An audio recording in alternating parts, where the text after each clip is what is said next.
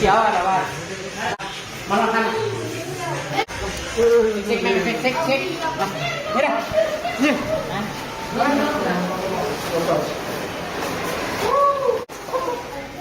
ตัวนี้มึงสบายโอ้เกี่ยวใหม่ทุกคนเกี่ยวนะแล้วทุกคนนิ้วดินแปลงนี่ไปเอาสู้ลูกพวกพัดเปียกนะพ่อนะ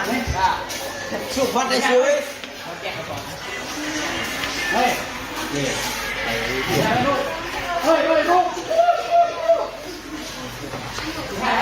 แค่ไหนวะ